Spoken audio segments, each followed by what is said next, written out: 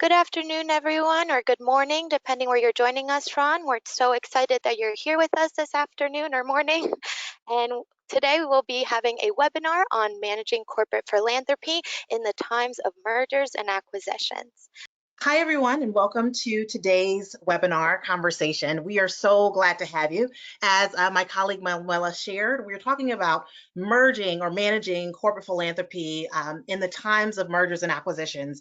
And I'm so happy to have this conversation at this particular time. As shared, my name is Lindsay Mason. I serve as lead strategist for corporate philanthropy here at the Council on Foundations. And I'm so excited to have three really strong leaders in the field to join me for what we want to really create as a really candid conversation about what this work looks like and the experiences that folks have when you're navigating a merger and acquisition. If you haven't already done so, please feel free to download a recent publication that the council launched a few weeks ago in partnership with Rocket Social Impact.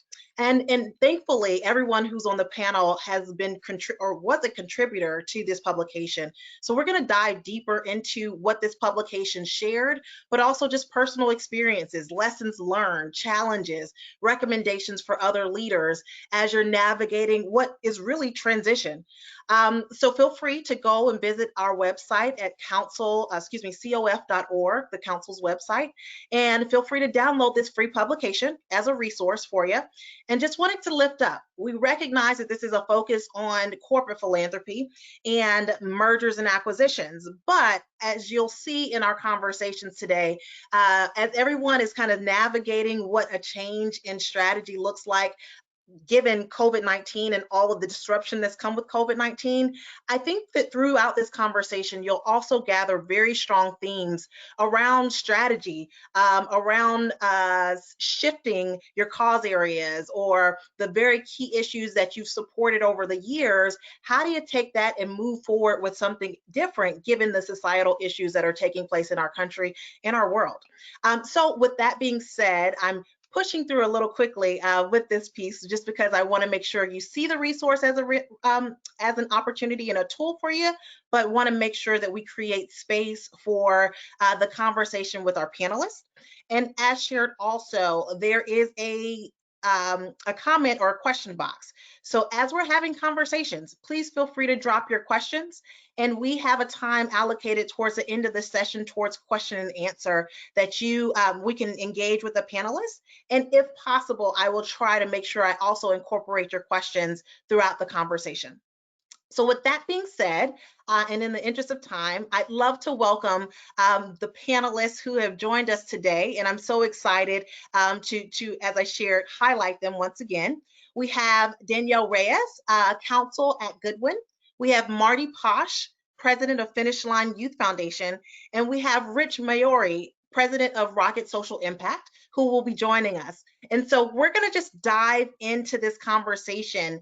And just to kick us off, each person, each panelist is going to share a little bit about their background, what they do, and just to start the conversation of what's your experience been with mergers and acquisitions. Marty, would you like to start?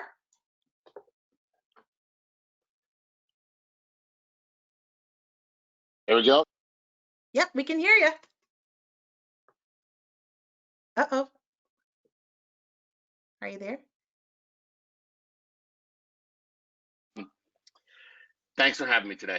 Excited to be here. My name is Marty Posh. I'm the president of the Finish Line Youth Foundation. Finish Line is, for those of you that don't know, is a national retailer, athletic shoes and apparel. We're a $2 billion company located in Indianapolis, Indiana. We have about 14,000 employees around the country, 500 stores, most of them being in malls. And then we have about 400 additional stores located in Macy's stores around the country. So we were acquired about 2 years ago, a little bit under 2 years ago, by a company called JD Sports Fashion. They are an international retailer, almost identical to us as far as stores. There are a few small differences, but another athletic apparel and shoes that we're really looking to expand their footprint into the United States. So So we have been a part of the JD family for a couple of years now. So excited to talk a little bit more about that. Thank you, Marty. Danielle? Hi, Lindsay. Thank you so much for having me. I'm really excited to be here today to talk about this topic. As you mentioned, Lindsay, I am a counsel in our financial services group, financial industry group at Goodwin, and I'm also the co-chair of our corporate social responsibility law and policy practice. As an attorney in the financial services space and a regulatory attorney, I find myself advising frequently on the regulatory aspects of mergers and acquisitions, as well as, when the opportunity arises, discussing strategic matters in relation to the corporate philanthropy programs of both the acquiring company and the seller as part of those transactions. Prior to my current role at Goodwin, I was in-house at USAA, which is when I was working on this report with the council. And I supported the corporate responsibility department from a legal perspective in my last role there at USAA. Thanks, Danielle. And last but not least, before Rich introduces himself, I just have to lift him up so much. He's such an awesome partner. We're going to talk a little bit about how we kind of came together in pulling the publication that you're going to download on the council's website. We saw so many synergies between our work, and as he'll share his work with companies, it just was kind of a true match when we first met, and aligning our research and our vision and wanting to get more resources to the field to support corporate philanthropy leaders during this time. Rich? Thanks, Lindsay. That's awesome. Good afternoon, everyone. Rich Mayory from Rocket Social Impact. We are a corporate social responsibility consulting agency. We help companies with their corporate social responsibility planning. In our work, I've done now worked with 7 companies, have been going through mergers and acquisitions, and I have the premature gray hairs to prove it. So in those 7, we've learned a lot of things, from the first time where we had really no idea, we were working with our clients to try to figure it out, to now, after several under our belt, we have a good sense of process and what works and what doesn't work. And that's really the synergies, the insights we want to bring to you today. And we saw some great synergies with Lindsay and the Council and Foundation. So that's what I'm looking forward to today. Thank you. Thank you so much. So thank you to each person who's on this call. Our initial intent was to really create a candid conversation. We recognize that conversations around mergers and acquisitions and their impacts on corporate philanthropy was a pretty rare conversation. And so we wanted just to kick off just a talk amongst leaders around the realness of what this looks like and the things that people should keep on their radar as they're moving forward. So as we dive into the conversation, you'll find that we're going to make this interactive. We're probably going to ask questions amongst each other as I throw out questions as your moderator. But this is an opportunity for us to learn from each other, but also share with our peers what our experiences have been. And so feel free, as shared before, anyone who's on the call, to drop your questions in the chat box, but you'll also notice that on this panel, we'll be asking questions of each other. So that being said, let's kick off. I'm very curious about why this panel feels as though this is the most interesting time to have this conversation around mergers and acquisitions. Given this climate, why do you think that this topic is so pivotal from your perspective? Hey, Lindsay, I can jump in with the high level. There are about 12,000 mergers last year in 2019 among companies. I've seen 3 different sources now saying they expect that number to double in 2021, given the contracting economy based on the pandemic. So this is increasingly going to happen more. And what's been interesting to us is see that companies are understanding the value that CSR has during and after a merger. So I think we're going to see a lot more M&As, and ideally we're going to see a lot more opportunity for CSR to play a leading role in. I would echo what Rich just said, and that's certainly our case. I surveyed some of my Goodwin colleagues before this call to ensure that their experience matched mine. I certainly have noticed a big uptick in mergers and acquisition transactions. both in terms of volume of the transactions and in terms of the timeline. We're normally working on very compressed timelines this year compared to prior years. It's a great market for buyers right now, but it's also a great market for sellers, believe it or not, because a lot of companies are experiencing more success financially than they thought they might be this year and have cash to invest. So a lot of our selling companies have options. So it's a really great time for them too. However, they really do need that capital infusion quickly. So like I said, we're working on compressed timelines, and things that would typically be overlooked or put on the back burner, like CSR, are certainly even more so. That's more so the case when the timelines are compressed. However, the risk associated with overlooking CSR programs that of the selling company it's really different this year than I think in prior years, because there's such a heightened awareness of the responsibility that corporations with means have to their communities right now. And if the programs being acquired are not thoughtfully taken care of, the consequences for those communities can be very bad and unintended. Which is why I think it's very important to think about these things early on in the process. Great, thank you, thank you.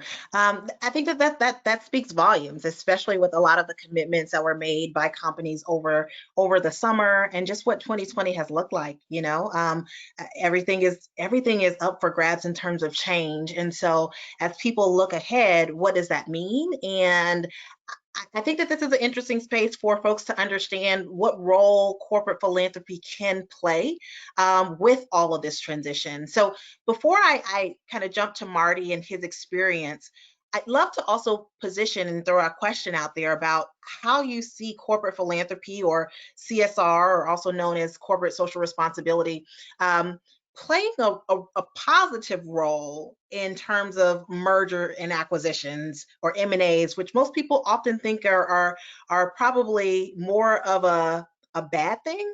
How do you see corporate philanthropy playing a role in really supporting a company and communities throughout this process?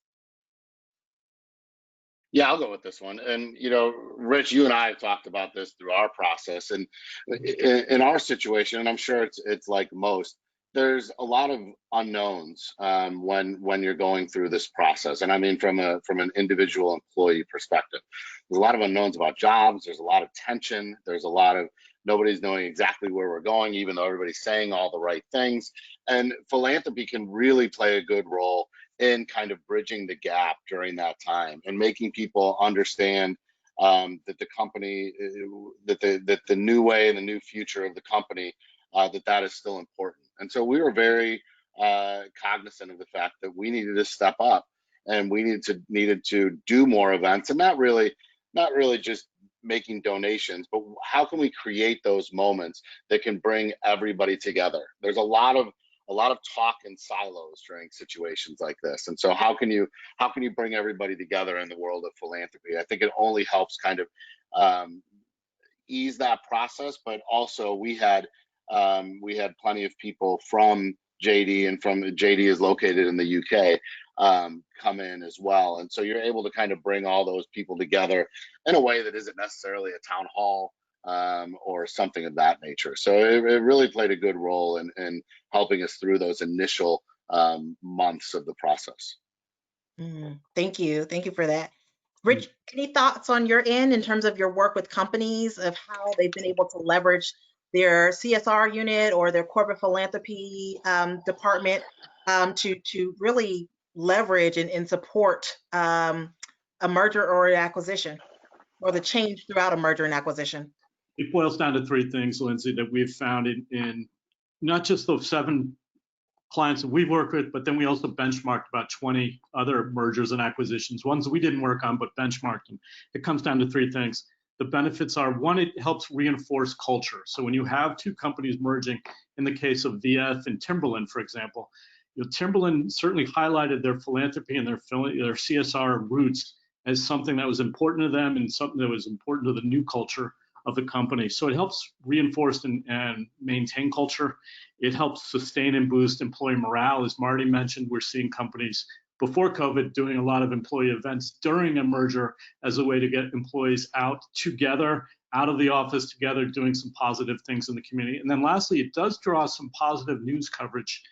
It gives you positive content to talk about when you're doing things out in the community.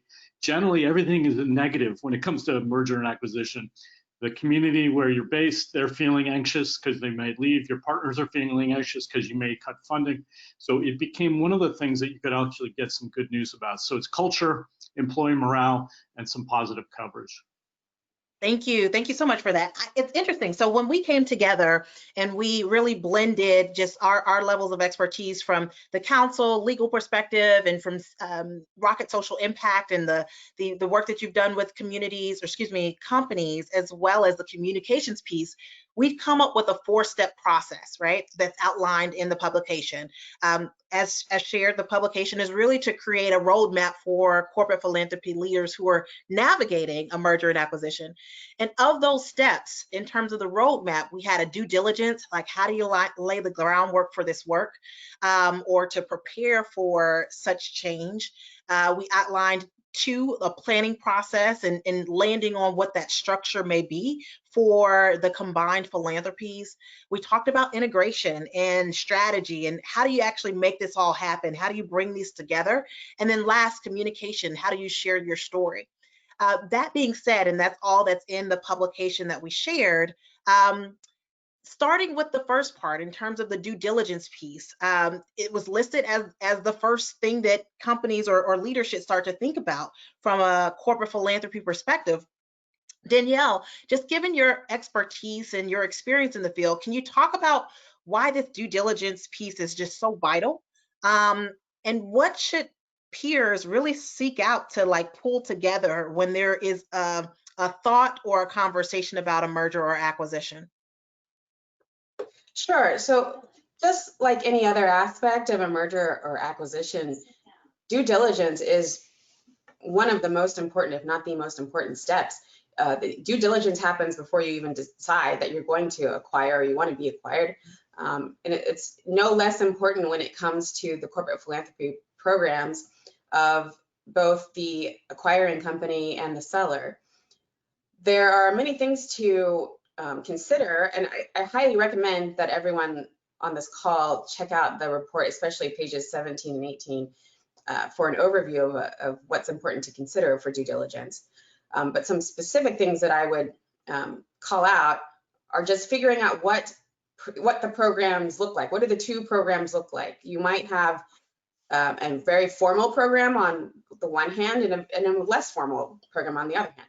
You might have a separate corporate foundation or more than one foundation on one or both sides. You might have different types of foundations. For example, you might have a grant-making foundation, or you could have an operating foundation.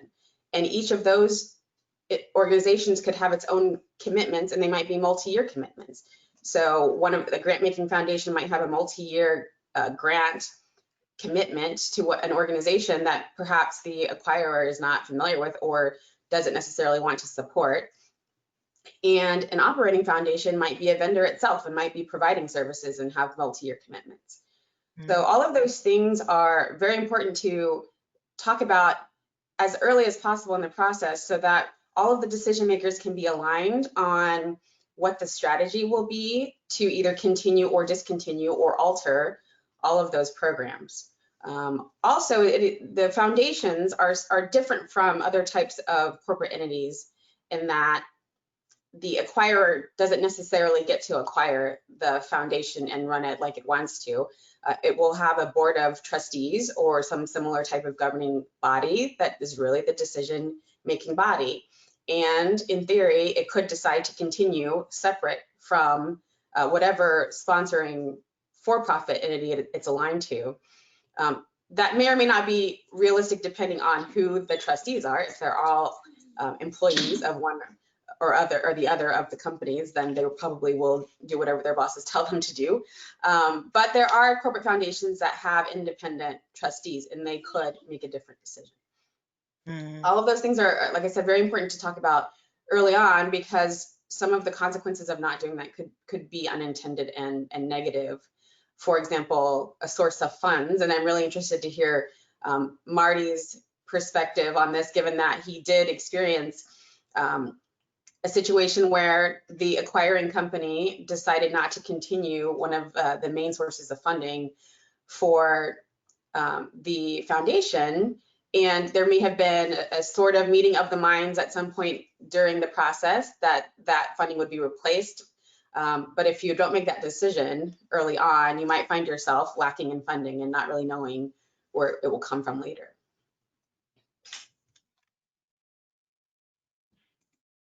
Yeah, that's exactly right. So, you know, when we were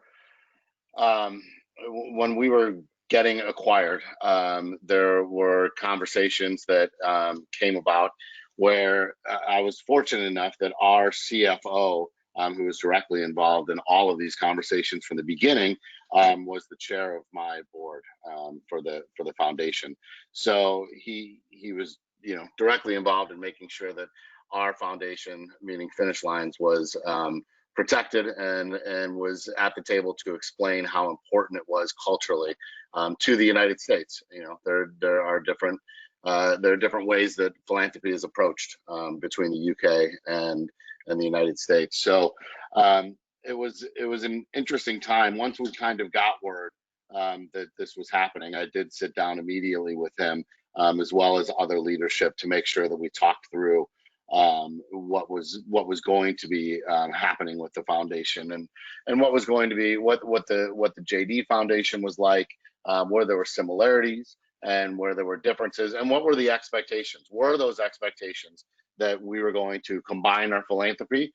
Were those expectations that we were going to keep them separate? And the expectations were that we were keeping them separate, and specifically for the United States. But to Danielle's point, it then became aware to us that, you know, we had, I think the example I gave was that we had raised a lot of money in our stores through our pin pads, and JD had a whole system that they put together where they were very successful in all of their other acquisitions, that they utilized a program specifically through their keypads that was able to give them real-time information about customers' experiences. You know, those types of things of right before you sign out, it says, how was your experience, or were you greeted at the door, or those types of things.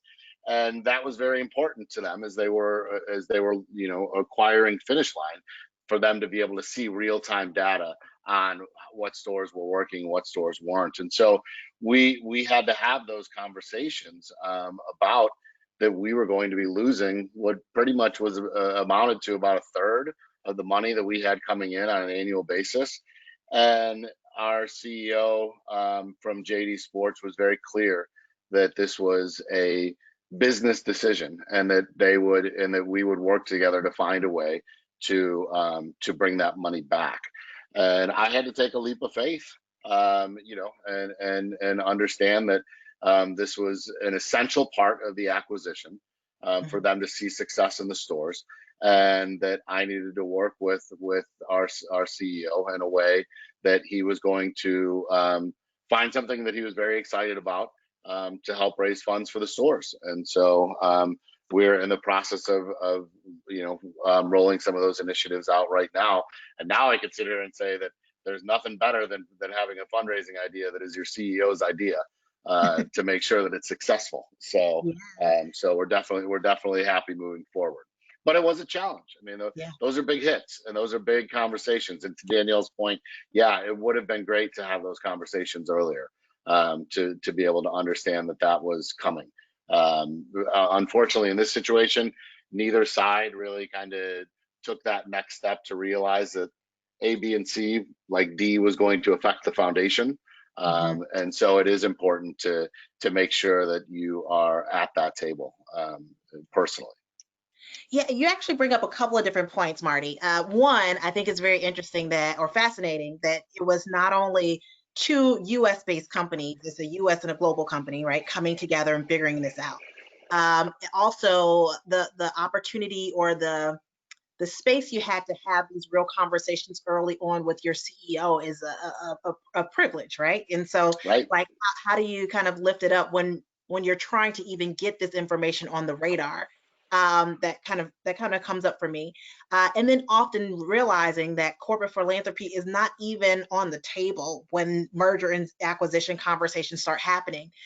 Given that, and given those different factors that you had access to, and knowing that mergers and acquisitions or corporate philanthropy is not often on the table when these conversations are being had, how would you recommend, both you and actually Marty and Rich, how would you recommend that you keep this in front of leadership, and this being corporate philanthropy and CSR in front of leadership, so not only are they aware of this, but they understand the value of corporate philanthropy in a merger and acquisition? What would be your recommendation there? Go ahead, big guy. Yeah, right. You told me what to do anyways, man. So, How well you remembered it. Right. So no, the interesting thing for us was, yeah, it would have been great to be at the table, but the second that the opportunity was given, I sat right down with the CEO of the global JD brand, to talk to him about the foundation. And it was a challenge because there are just cultural differences. And so when I say, like, our one of our national partnerships was with Boys and Girls Club of America, and that needs a whole education to it. Because he doesn't know that. I mean, to an extent he knows it, but not Because in depth. it's global, because it's not as large in the UK Right, as it's of America, and so Special Olympics, even with being an international brand, it just isn't that big in their area, and so we had to have some long conversations about that. We were very fortunate that a month or two before we got acquired, our HR department did a culture study, or a survey of the entire company, all employees, and the foundation and philanthropy, I think, ranked number 2 of the most important things in the company. And Wow. so we had that side of things to be able to put metrics to it, because I don't think that JD is unique in the fact that at the beginning, man, like, all they're looking at is numbers, and kind of fluff might not play as big of a role, and I use that term lovingly, but to be able to have the data behind it, Yeah. that our employees find this to be, the second most important thing in the company, with 14,000 employees, spoke a lot to them being able to realize kind of how important things were. And then, and then I mentioned yesterday when we were talking that one of the main things that we did was we and it's the the age-old answer to everything, is we created situations. We created events for our CEO and some of the leadership from JD to take part in, and we brought them to the Special Olympics Summer Games, and I had him medaling all the track stars, and he left in tears, and he immediately came up with all these ideas on how we have to put shoes on every Special Olympic athlete in the world, and and then told me to find the money to figure it out. But it engaged him right away, and with having 2 different cultures like that, for him to be able to take steps to understand, and to be personally moved by what we do, has continued to make him and some other of our leadership teams, strong assets of things moving forward. Thank you for that. It's interesting. So Danielle, you had mentioned earlier the different shapes or structures that companies could really direct their corporate giving or their corporate philanthropy or buckets into, right? Marty had mentioned that with their acquisition, they kept their philanthropies separate for a while, as well as a separate foundation. And so there's an opportunity to keep 2 separate foundations together. You can combine those entities and combine the philanthropy. You can dissolve one, keep the other, or create a whole new one, right? And so when you're thinking about just the process, and this is for anyone on the panel, when you're thinking about the processes and the programs and the partnerships that come with all of those different variations of what corporate philanthropy can look like post acquisition. How are you able to determine which policies, practices, and approaches that you want to take on, right? Like, how do you decide or decipher between the best of the two? What makes the most sense? How do you approach, moving forward and maintaining some of the relationships? Once that Well, I'd love happens. to hear Rich's perspective on this, actually. Yeah, I'm happy to talk too, but I'm that's really cool. interested to hear about what Rich thinks. Yeah, this is the toughest area. So we have challenge. So anytime you're looking at these, do we maintain it? Do we expand it? Do we evolve it? Or ultimately, do we exit it? When it comes to policies and technology is generally where we saw the two areas where there was the most headbanging in terms of two different thoughts. So policies, there's not a perfect answer except ultimately the group deciding as a group which policy seems to make sense. We've seen a hybrid of policies. We've seen one company just say, we'll adopt your policies. I wish there was a perfect answer. There's not, except sitting down and trying to figure out, based on our objective, what is the right policies. And each side being kind of clear with each other. Here's what we found very positive about our policies, and here's where some challenges are. And then the same thing, honestly, with technologies. We've seen two companies come to saying, hey, we use Benevity, and the other one saying, well, we use X. Which one should we choose? And again, sitting down and saying, what are the positives? What are the negatives? And how do we potentially land on a place? I, again, wish there was a perfect solution, except there's not. These were generally the two thorniest issues that most companies try to deal with. Interesting. I think that I don't mean to interrupt. I think that Danielle's point earlier, though, you have to make sure that if you're going through that process, that you're being as transparent as possible with your partners.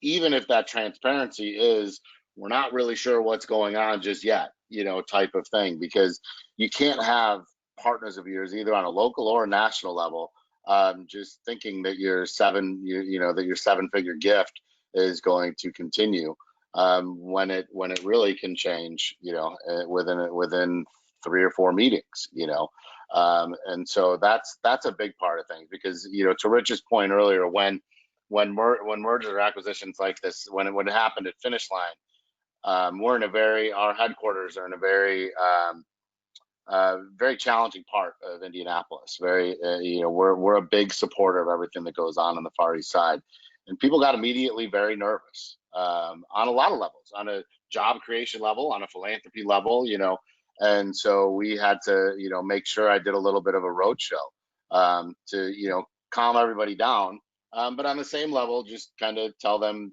where we were with things. So I think transparency is incredibly important. I think that brings up a really huge question that we often don't think about. But I think that as you're thinking about changing your strategy, your philanthropic approach, whether that's from a merger or acquisition or COVID-19, there's a piece there around community partnerships and relationships and stakeholder engagement that often probably gets missed in translation when corporate philanthropy is not on the table.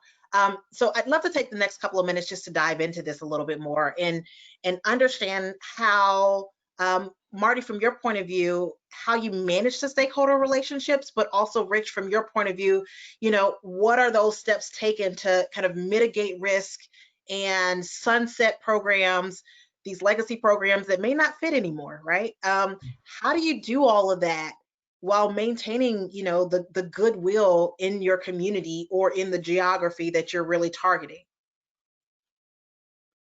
Yeah, I can tackle it from kind of a high level, and then certainly Marty jump in. But the idea of, this is certainly an issue for companies, is how do we make sure we don't turn our current allies into folks who are now negative on the company. So with a lot of due diligence, Marty hit on one of the things, so I'm very proud of you, Marty, A+, is around transparency, is being very clear with your partners. And you may not know the answer, and Marty didn't for many months what was going on, really. And being able to say to your partners, I don't know, is okay. That's fine. It's the transparency. I do think once you do know, though, being upfront with them, then there certainly a sunset strategy. And what we mean by that, obviously, is not going cold turkey, but funding for the next year, or if you can't fund the entire next year, funding at least 30% of the next year to give that nonprofit or those community organizations an opportunity to find additional funding from other places to make up for the loss of the funding that you may be taking away. And then making sure that they're being communicated to, and again, in a real-time, transparent way is generally been the best way. They'll be fussing. Let's be clear about that. But when you are very transparent and doing it in real time, and there's some level of, we're not just pulling up stakes right away, but we are going to do this thoughtfully and carefully, we haven't seen any kind of backlash, if you will, in terms of any kind of risk. Thank you. Yeah, and I think from my side, and we did lose one of our partners. So we had a Boys and Girls Club of America, were one of our national partners, and we did a campaign in stores for them, only for 2 years, I believe. And then as we kind of changed things around, when JD came on board, we weren't going to be doing 2 campaigns in stores, and that's our main way that we support kind of national partnerships like that. We do Special Olympics at Holiday. And yeah, and ours ended a little bit more abruptly. I was a little bit, I don't know, upset at the way it had to happen. They certainly knew that the challenges that we were facing, and we certainly had finished out our initial deal. But the reality was that with Boys and Girls Club, nobody had really been able to attach themselves as much as Special Olympics that we've been doing for 8 years or so. And so we had to make that decision. And it's tough. I mean, come on, I brought Boys and Girls Club of America on board because they were such an amazing organization, and there were such great opportunities for our employees to make a difference in these kids' lives. And so it certainly affected me in a non kind of business decision way.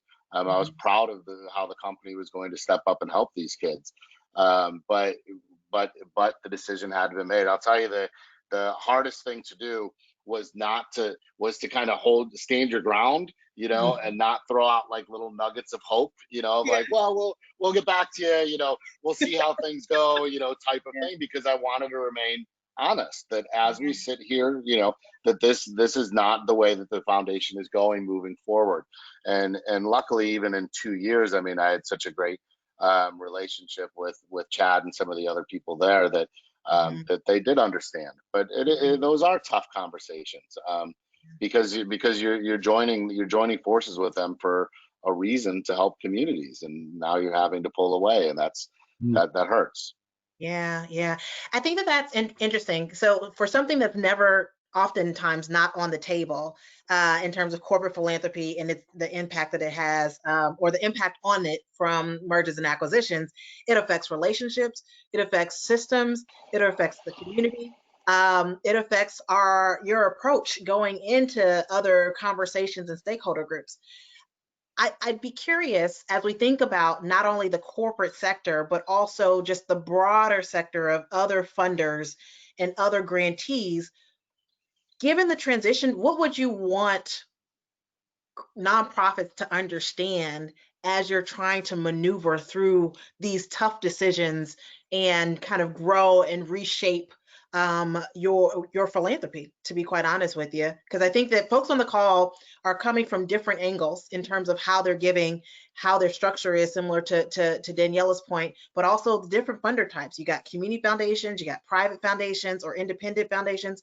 What would you want grantees and nonprofits and other funders to know about that experience in the community as you're trying to kind of redefine your philanthropy?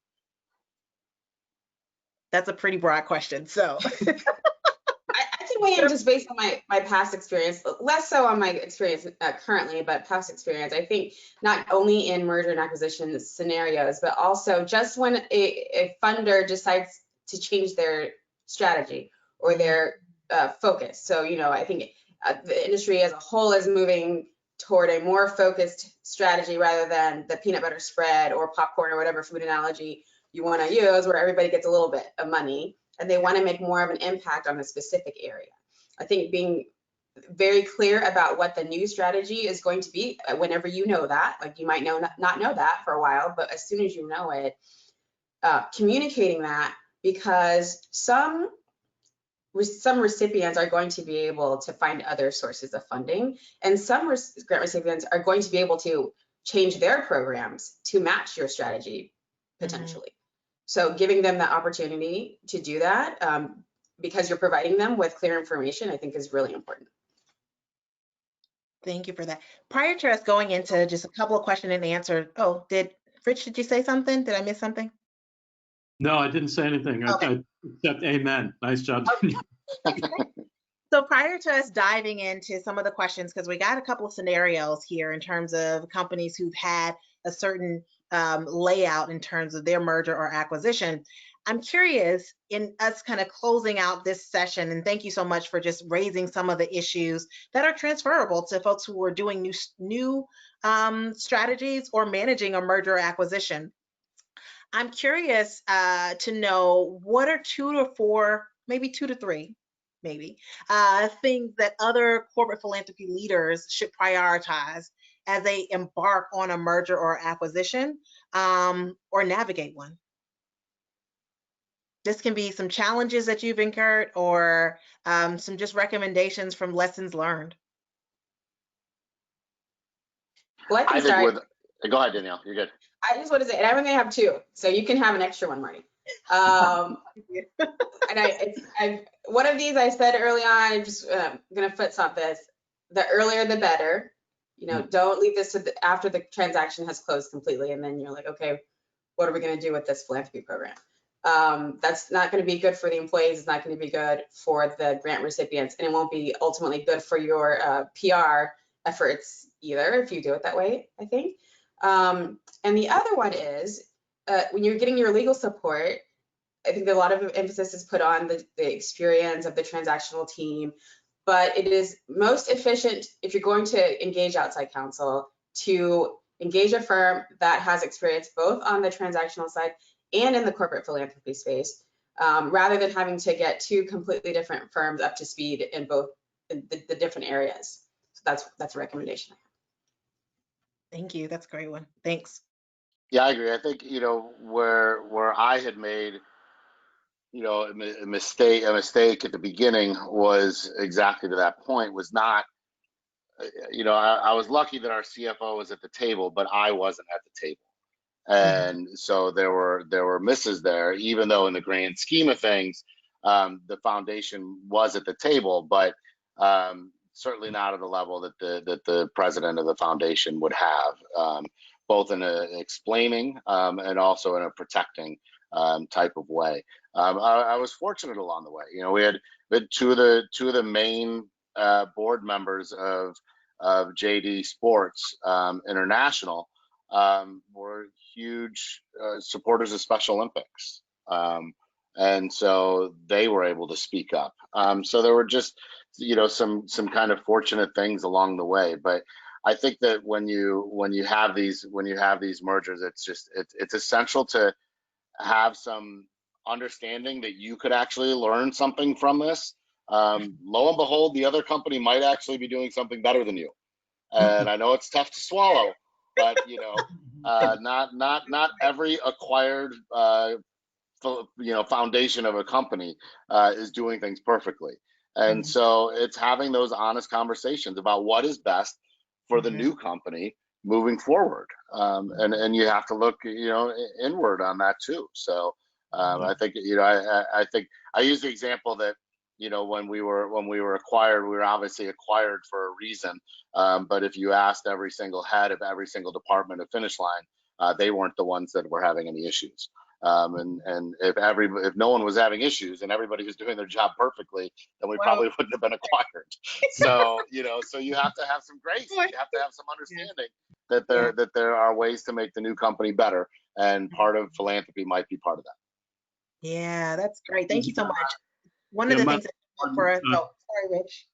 No, my last one in terms of priority: find a leadership champion, whether they volunteer for it in the case of the CFO for Marty, or you draft them. but there's someone at the leadership level, and that could be the boss, who's reporting into the boss, but draft them, have them be a champion, and educate the heck out of them of why CSR is that kind of a secret weapon during a time of merger and acquisition for all the reasons we've talked about over the last 50 minutes. But that's on top of all the things that Danielle and Marty said. I think having a leadership champion is kind of critical, and educating them on why, the benefits, how, and even sharing examples, and a lot of it's in the report. That really makes happen, because you're not, to Marty's point, not always in the room, but hopefully someone in the room, and you're being able to kind of arm that person to make a strong argument why CSR needs to be played more of a role because of all the business benefits during and after a merger. Great. Thank you. So we got a couple questions, but I think I'm going to try to narrow it down to one really large one, just given time. So here's a scenario, and we'd like to get the panel's thoughts on this. I was involved in a merger where a company being acquired had a separate foundation that made grants and had its own board of directors. There were some assumptions by the acquirer that the foundation would be transferred to acquiring company. Danielle, this sounds familiar, right? It turned out that the company being acquired had no intention of having the foundation in the deal and had the discretion to act. To the point of trying to get the philanthropy in the M&A discussion early, this fact came to light late in the merger and acquisition process. What are your thoughts about that? And just how would you respond to that, or just speak on that situation or scenario? Yeah, just imagine if every recommendation we just made had been followed, right, in that scenario. I think it would have been top of mind for the leaders, the decision makers. The firm that the company engaged to do the due diligence would have a separate team that was expert in foundation matters and would have brought up the fact that there should be no presumption that there will be an automatic transfer of the private foundations.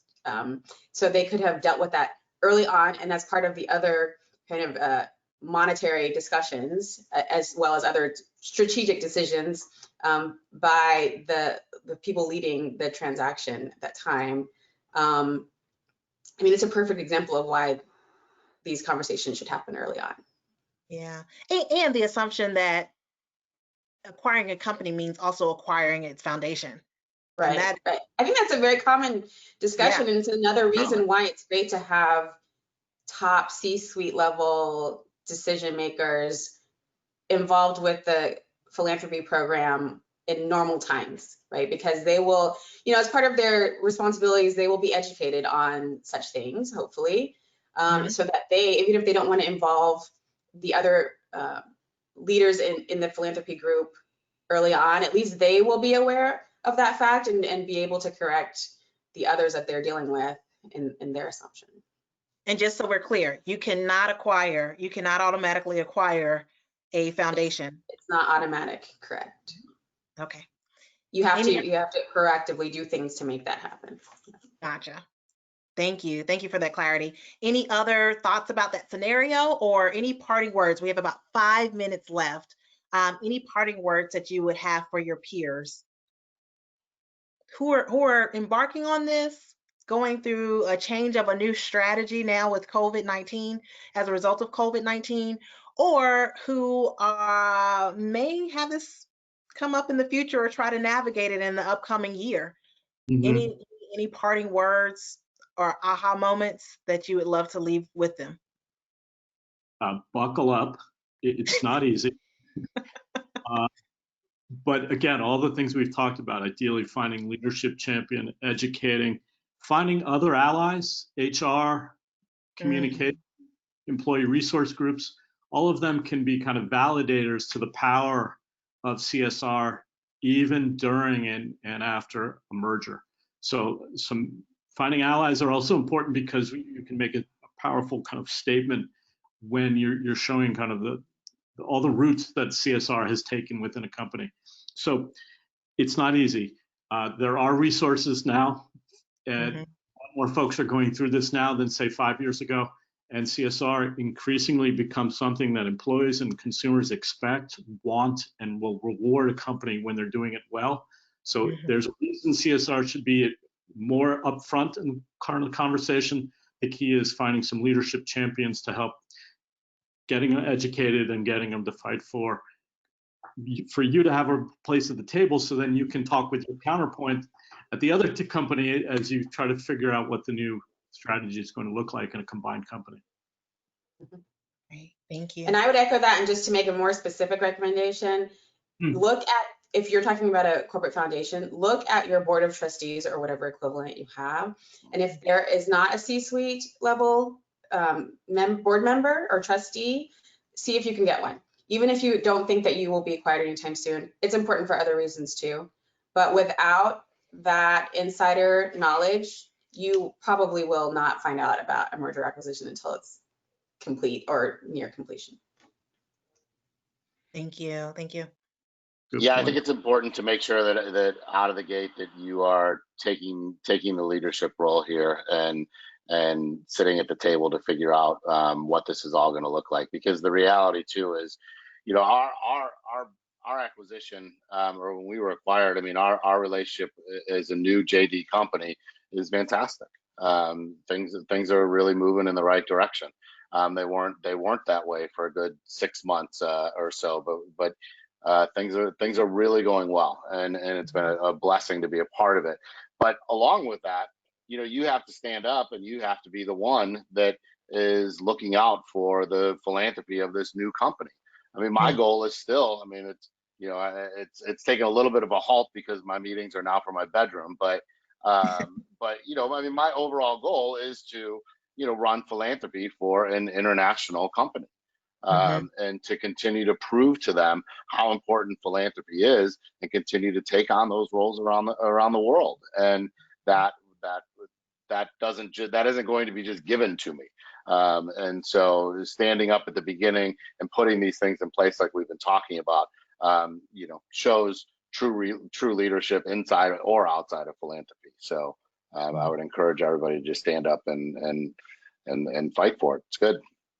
Thank you. Thank you. Well said. Thank you so much, Danielle, Marty, and Rich, for this honest conversation. I think that we have to have more of these so that more peers and partners and practitioners can have an understanding of what to anticipate, but also how to maneuver. Want to definitely lift up once again the publication that we shared, that the council launched in partnership with Rocket Social Impact last month, a couple of weeks ago. In that publication, we have a checklist as well as case studies and recommendations and questions just to navigate so that you know what to think about or keep on your radar as you're preparing for a new strategy or embarking on a merger or an acquisition. And so we want to definitely encourage you to go to cof.org to download that report. If you're a member of the council, feel free to join the Philanthropy Exchange and continue this conversation on that exchange, and be on the lookout for some of the upcoming events and webinars that we're having, and resources that we're having that support not only the merger and acquisitions work, but your legal standpoint and your corporate philanthropy departments as a whole. Once again, thank you so much for this time. I greatly appreciate each panelist and their time, as well as everyone who joined on to the conversation. If you have more questions, feel free to email us so that we can keep the conversation going and continue to be resource and support to various corporate philanthropy leaders and practitioners as they move forward in their strategy development. Thanks all. I appreciate your time. Appreciate it. Thank you, everybody. Thanks. Take care, everyone.